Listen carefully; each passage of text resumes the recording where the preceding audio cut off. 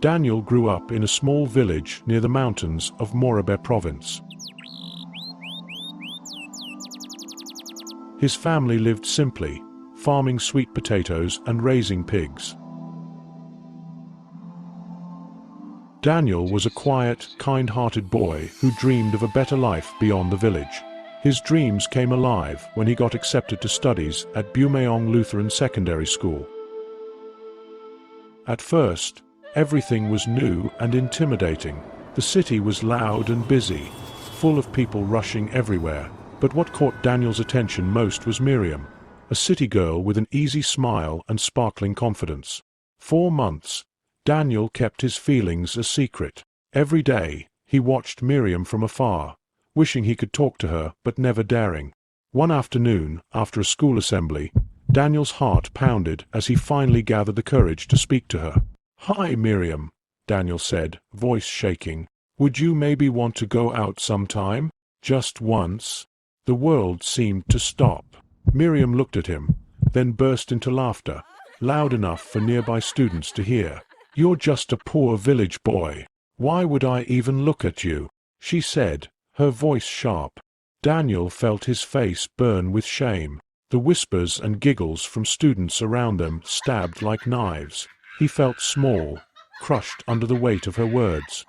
Without a word, he turned and walked away. Tears blurred his vision, but deep inside, something stirred a quiet promise to himself, to be the best that he could be in the future.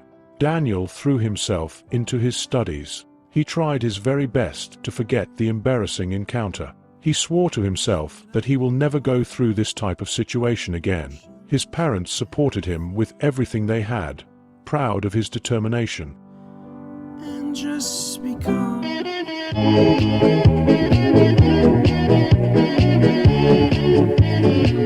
One day, it was a clear, bright morning in Leh City.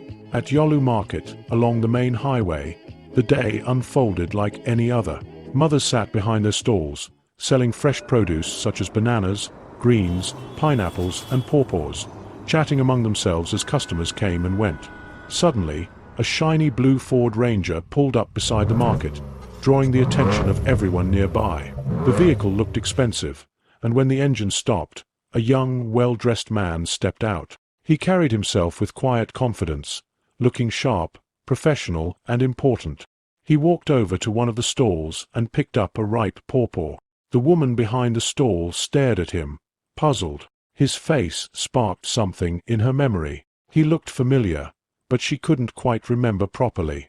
That man was Daniel, the same village boy that no one knew about. Now, he stood before her as a successful businessman. The woman was Miriam from Bumeong, the same person who had not only rejected Daniel years ago, but laughed at him for being just a village boy. Now, fate had brought them face to face again, but only this time, with each other on 2 different levels of life.